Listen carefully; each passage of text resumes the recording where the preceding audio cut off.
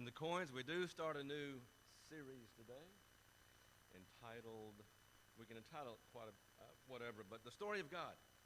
So this is an epic story, and we need to find our place in this story. We all love stories. Our life is a story. We love stories for many different reasons, but the Bible is a story. It's a big story. The Bible is a big book, if you haven't noticed. There are two big parts to the book. There's 66 smaller books within this big book. Most of the Bible is narrative. About 43% of the Bible is story. A big one-third of the Bible, 33%, is poetry. Then we have about another 24% that is discourse or prose discourse, like the letters of the New Testament. So it's made up of different kinds of writings, and so it makes it not only a big book, but a complex book. It's written over...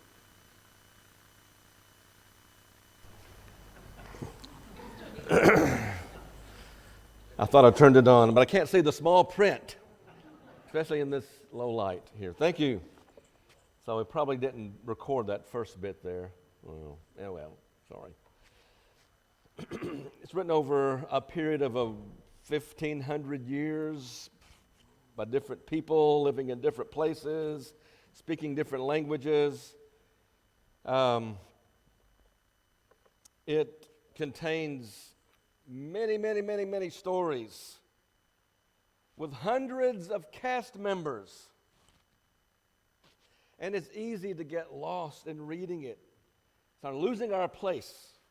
What's going on? And even though it's a book, complex, and there's many other things that make it a little complex book, there is one unifying story, or it is actually one story that leads to Jesus. It's a unified story in the end. And what I hope to do in this series of lessons is try to capture this unified story among the many hundreds of other stories, because all these stories connect in one way or the other.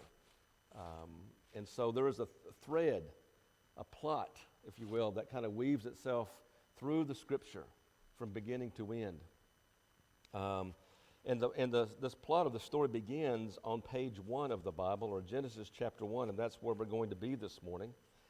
Now, in these lessons, this is my occupational hazard. I'm going to be putting on the teacher's hat sometime. So the teacher's hat here. This is the story of God, finding our place in His story. We're going to be talking about the epic story of the Bible, from creation to what the Bible calls new creation. All right, and so if we can say this big story with its 100 stories, can be divided up into 6 different chapters. And each chapter 1 today is God's creation project. God begins the whole thing. In Genesis 1, Genesis 2, we're going to spend our time in Genesis 1, His big creation project. We're going to talk about what that is somewhat. And then it moves on. The story moves on, and the plot begins, and the plot thickens, and all these things are happening and going on. But God is working in all of these stories and in history to work out His plan to reach His ultimate conclusion. So from creation to new creation. And we're going to need to find our place in this story. Find our place in this story. So we're going to be talking about all these things over the next number of weeks. And just note that each part of this story here relates to and connects with what went on before. We don't just finish one part and set it aside and now something else. No, it all connects, it all relates, it all builds, it all adds richness and depth and clarity to not only God's story, but where we fit in to all of this as well. So the story begins in a garden. It begins with God walking with His royal partners and image bearers. And then the story ends in a garden city with God dwelling among His redeemed and His renewed royal image bearers. And that's Revelation 21 and 22. So it begins somewhat it ends somewhat the way it begins. So it begins well. And it ends well. But we know that all is not well right now. All is not well in between. This story is It's full of tragedy and triumph. It's a story of doubt and faith. It's a story of dead ends and opportunities. It's a story of despair and hope. It's a story of weakness and power. Excuse me. It's the story of many tears and much joy. It's a story of loneliness and incredible love. A story of violence and peace. It's a story of death and life. All of this we read about in the story, and as the story continues in our lives. But in the end, it's the story of God, and a story that will end in ultimate victory, ultimate peace, ultimate life. That's our hope. But how do we get there? Well, it's a story that ultimately points to Jesus and his mission of putting all things right,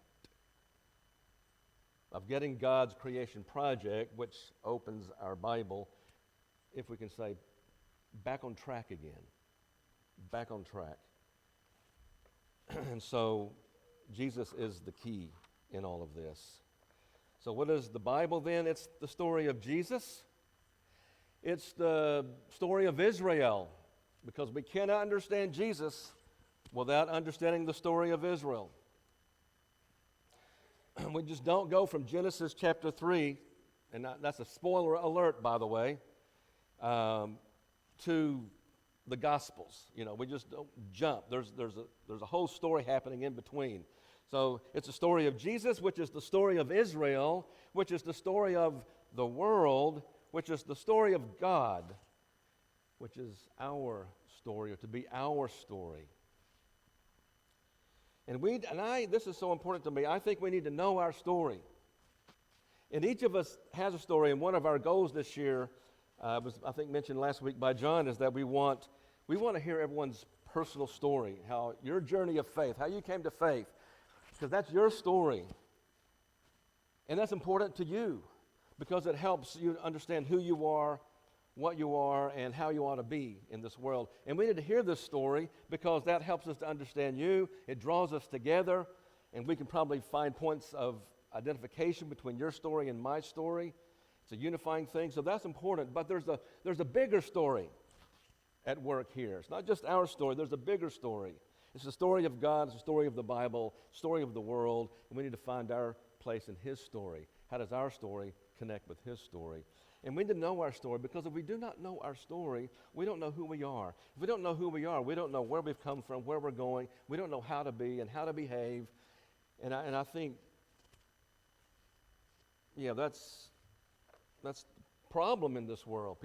We don't know our stories, and so we don't know how to behave, and so we don't behave the right way, and we end up in a world in which we live that David alluded to in the announcements here. This is the second anniversary of the invasion of Ukraine, and we know what's going on in our world, across the water, in our communities, in our own lives.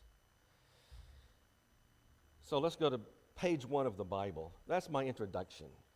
Page 1 of the Bible. We'll start in verse 1. That's a good place to start. Now let me paraphrase what I think verse 1 and verse 2 is, what it means, what it's saying. When God began creating the sky and the land was a dark, watery, disordered, and uninhabitable place. A disordered and uninhabitable place. So this is how the story begins. It begins lightless and chaotic. A chaotic mess, a lightless mess. There's no order, there is no purpose, and there is no life. That's Genesis 1 and 2. And then there was a breeze. There was the wind of God, or the breath of God, or the Spirit of God that began to blow across this dark, watery abyss. And God's breath spoke, "Let there be light." There was light. Glorious light. God sees the light, and God says, "Good." That's good. And now God can begin to create. Over the next 5 days, God creates a world, He creates order out of disorder, or He creates order out of chaos. He creates spaces, days 1, 2, and 3, so these spaces can be inhabited. So days 4, 5, and 6, He fills all these spaces, these ordered spaces, with inhabitants. And so with this powerful word, God is separating, He's naming, and He's filling a cosmos that is ordered, that is functional, and that is full of potential.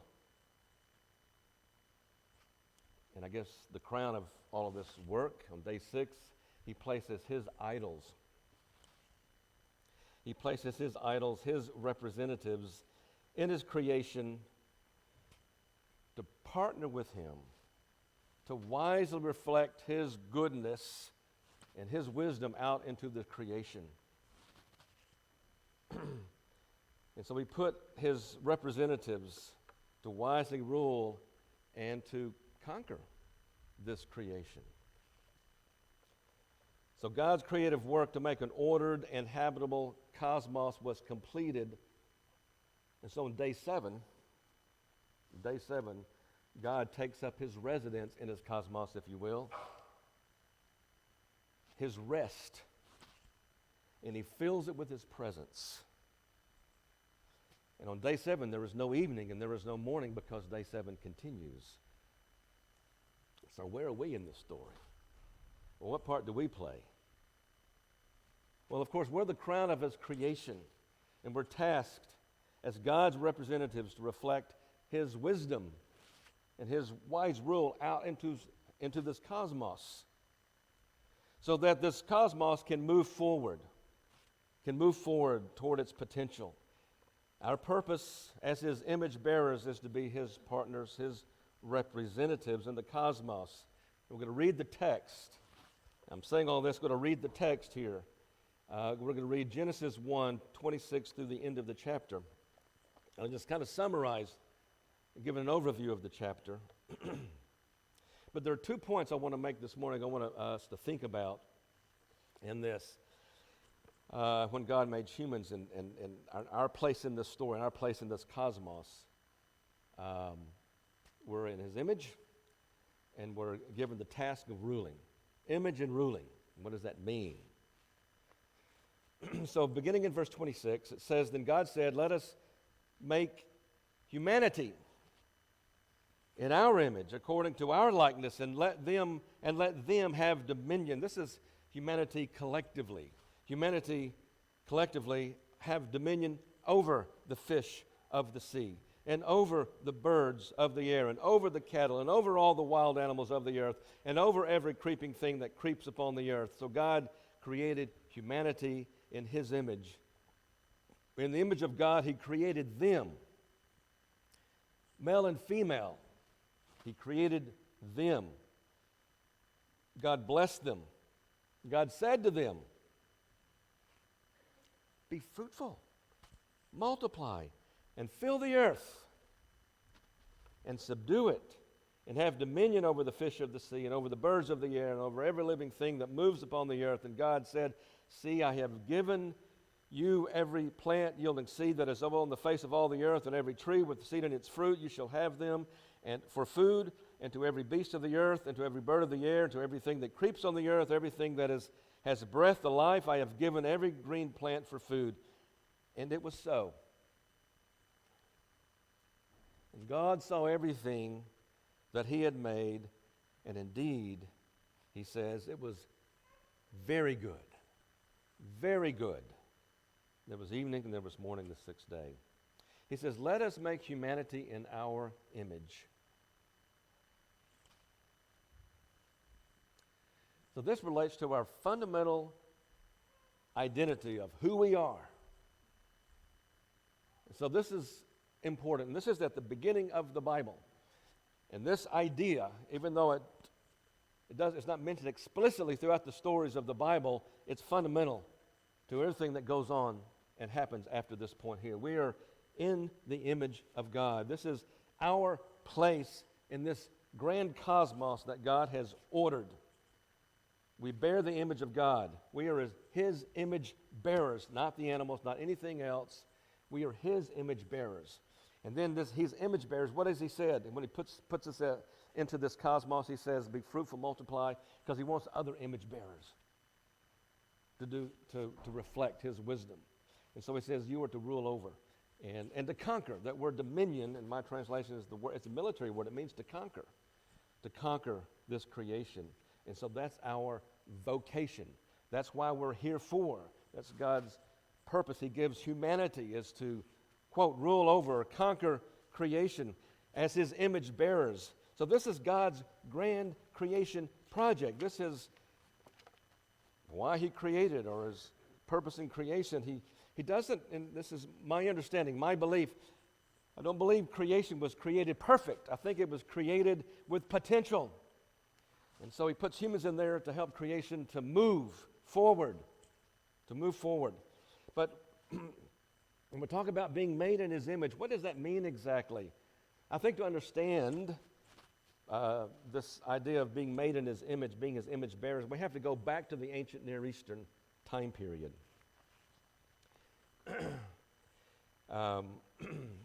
To the world of ancient Israel, because we need to understand these things as she would have understood them.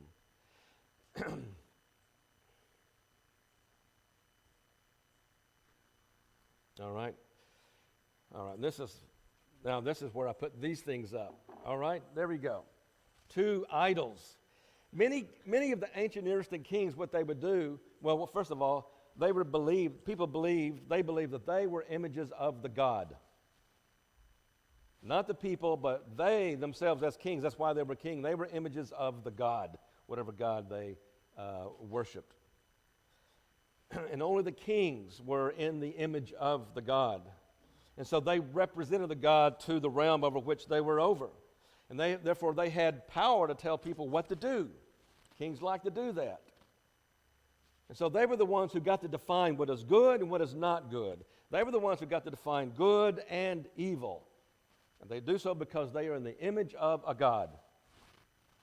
And also many kings of the ancient Near East, they would make idols of themselves. And they would place these idols all over their realm, as reminders of who is in charge here. So that every person in the realm, everything in the realm, could the king's in charge, so you need to act good. You need to act right. You need to act according to the king, the way he wants you to act. So these images were a reminder of who was ultimately in charge. So they, in a sense, represented the king out into the realm. So these are some of the cultural ideas swirling around ancient Israel. And when she read this text here, that's how she would have understood them, and that's what the text is speaking to. But the difference here in the Bible is that not just one king is in the image of God. Humanity, God has made humanity in his image, that we are his representatives in this cosmos. We reflect and we represent him. So it's not some despotic ancient king. No, humans are God's idols. Now here's a couple of kinds of idols. Now one of these comes from Ephesus, this figurine here. And this idol here is Artemis. And if you go into the museum at Ephesus, she's a big statue, taller than I am. This is what Demetrius sold in the marketplace in Acts chapter 19. So that was an image of the goddess Artemis. And people worshiped this image not because they thought that in some sense that Artemis was contained in this image here, and it represented Artemis, and everything about Artemis was contained in this. And so it was a reminder who Artemis was and what Artemis did and all of that. Now this may be, I don't know, maybe a modern kind of idol. You recognize this idol? I don't know. His name was Oscar. Oscar, okay. In a sense, it is representative of something, that people give allegiance to. All right, so those are my show and tell idols this morning. But we don't need those things. God says, don't make any idol of myself. Why does God not want us to make idols? He's already done so. He's made idols of himself. Look around. We're his idols. We're his image. We are to represent God out into the world. We're his image bearers. So, this is our core identity. We're not some highly evolved piece of slime that somehow has evolved enough to where we can reflect on our place in the universe and all of that. No, we're made in the image of God. We reflect God into this world. And so we hear a lot about identity today, and identity is so important. I think people are confused about their identity, and identity is important. There's identity politics, and now, there's racial identity and gender identity and all kinds of identity, and it can be confusing. But if, and these discussions are important. We need to have these discussions about identity and all of that, because if we don't know who we are, we don't know how to be in this world. If we don't know how to be, we don't know how to behave. And so our world is in search of identity, I believe. I love the song by Supertramp, one of my favorite songs, The Logical Song. I don't know if you know The Logical Song, and I think it's about, I don't know if it's autobiographical, maybe it's autobiographical of the lead singer of Supertramp. Talks about being a little boy, and in this world was a wonderful, magical place. Everything made sense. He knew his place, and all of that was on. And then he went to school. And the school, they tried to educate him and teach him, and then things changed. He didn't know who he was anymore because what they wanted to know didn't seem to relate to the real world in which he lived. And so, writes a song about it, and the chorus goes like this: these are times when all the world's asleep. The questions run too deep for such a simple man. Won't you please tell me what we've learned? I know it sounds absurd. Please tell me who I am. God says you are in my image. We are image bearers. And there is a dignity that transcends all other kinds of identity that we can attach to ourselves.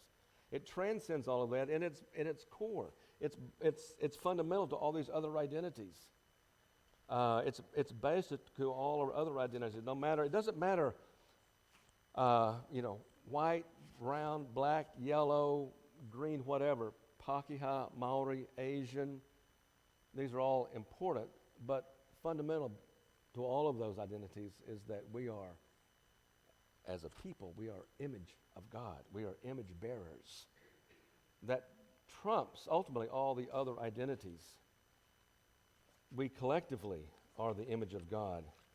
And if we really understood that and lived that out, we wouldn't enslave one another. We wouldn't exploit one another. We wouldn't look down upon one another because of the other differences we may have, because we know that we're looking in the face of God.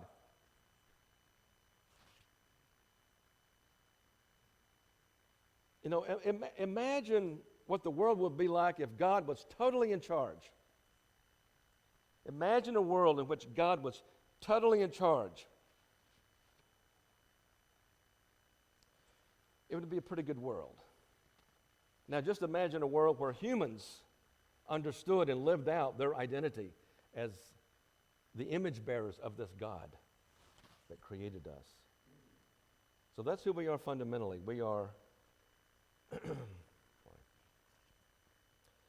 we are the image of God. We reflect God's wisdom and God's goodness out into our world. And we'll talk about how we do that. So we move to our next point. Because he says, be fruitful, multiply. He wants us to multiply, not because he wants us just to have a bunch of kids. He wants us to, by multiplying, making more image bearers to reflect God's goodness, God's wisdom out into the world, so the world can move forward in the way that God wants the world to move forward. So he says, rule over it, subdue it, have dominion, or conquer it. So as bearers of God's image, we are given a vocation, not a job, a vocation. And that is to rule. God doesn't just hand this over to us and now you do it. No, he is sharing his rule. God still is the ultimate king, ultimate ruler. He's sharing us. He's inviting us to be his partners in this great task of building a world, of moving the creation forward into the ways that God wants it to move forward. God wants us to help him to run this place. Vocation. When we were back in Illinois, I was preaching there. There's a guy in the church. He was a few years younger than me. In high school, he did shop and learned how to panel beat, and so all his adult life up to the point before we moved there, he was a panel beater. He hated that job. One day, he had this brilliant idea. I'm gonna leave that behind me. I want to be a pilot, and so he pilot training. He passed his exams and become a pilot, and then he got a job with an insurance company. And for one whole year, he flew with his insurance company without pay, just so we can get his hours up, clock his hours up. Then after that, they paid him pretty well. And he said often to me, he says, I cannot believe they're paying me not to work. Because him flying was not a job. It was his calling. Yeah, it was work, but it was his calling. It was his vocation. That's what a vocation is. It's living out and fulfilling what we're called to be and do. I think Mary's like that with Mission Bible class. This is her calling. It's not a job, but this is what she's created to do and to be is, help us to help children to grow and be people of faith. So how are humans to fulfill their vocation of ruling the creation? Not spelled out here in Genesis chapter 1. But as image bearers, it has to be in the way of God. It has to be, the ruling has to be the way God rules. And how does God rule over his creation? God is not an ancient despot. How does God rule over his creation? Well, I think the best way to do that, we'll go forward, another spoiler alert, we'll go forward and look at Jesus. We'll look at Jesus because there we get a glimpse of what it means to rule, his definition of what it means to rule. And what position does what position does Jesus take in order to rule? Is it one standing above us? Or is it one on his knees washing feet? Or is it one hanging on a cross? That's how we ought to rule. He is the image of the invisible God. And I think this way to rule was so poignantly illustrated and demonstrated last year in the coronation of King Charles III. There was a connection between Genesis 1 and the coronation of King Charles III. How was that? I love the way the ceremony began. I didn't really want to watch it. Mary wanted to watch it, so I started watching it. I'm glad I did. It was fascinating. It was wonderful. So as the ceremony began, Charles takes a seat there, and then a young boy comes up, and he speaks. And by the way, the young boy was the only one this whole ceremony that did not read his cue cards, that did not read their notes like I'm doing up here. He said it from memory, out of the mouth of babes, right? Anyway, he said this. He says, he says, as children of the kingdom of God, we welcome you in the name of the King of Kings. Wow. And then the first words out of Charles' mouth as he read his cue card was this. In his name and after his example, I come, not to be served, but you finish, but to serve. Now, I know it's all ceremony. Those words are powerful words. The monarchy is a powerful monarchy. It's a wealthy monarchy. It's the world's best-known monarchy. And here at the beginning of this ceremony, of this transfer of rulership, he takes the words of Jesus. He said, this is my manner of ruling.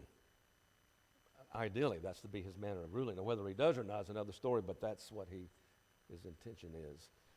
That's the definition of what it means to rule. It's not to get things for yourself and do things for yourself. It's to live your life in service of others. And if you go back to Genesis 1, as partners, royal partners, we're royal, we're kings and queens because that's what rulers do. He says to rule over humanity, we are royalty. Is to rule as Jesus does. And that's how we exercise dominion is by serving not just one another, but serving God, but serving creation as well. Tim Mackey in the Bible Project, and these pictures from Bible Project, many of them, and you'll hear about the Bible Project. You may be familiar with the Bible Project. It's good stuff. He says this regarding God's creation project and his intention for humanity's vocation in relationship to the cosmos. He says, what are we to do here? We're here. God has given us this vocation to rule. What does that mean? It means to cultivate it. To cultivate it, harnessing all the land's raw potential by growing food and growing families and growing communities and culture and relationships. The God-human vocation is to take the world somewhere. In other words, making a world full of flourishing life in all of its dimensions and all of its connections.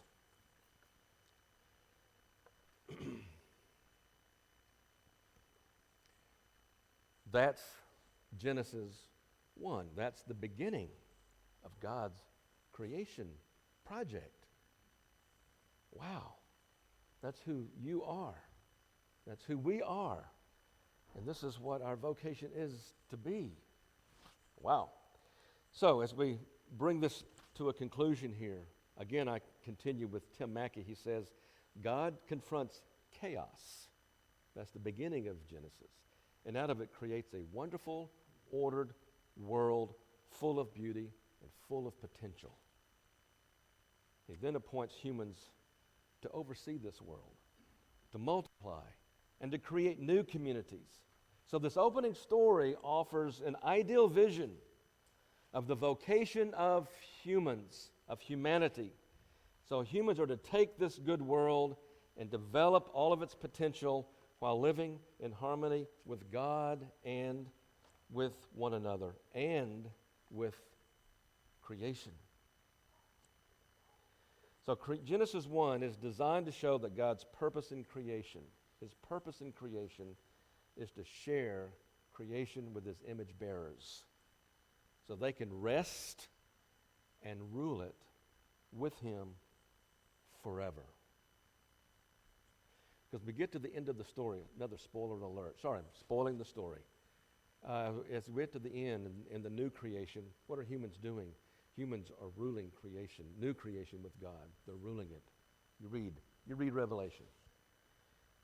And so this purpose then of resting and ruling the cosmos with him forever is what the rest of the story of the Bible is all about. This is where the story is going to go. Now, so who am I? Well, page 1 of the Bible answers this fundamental question. Yeah, I might be David. I might be from the U.S. originally. I might be Caucasian. I might be 5'7".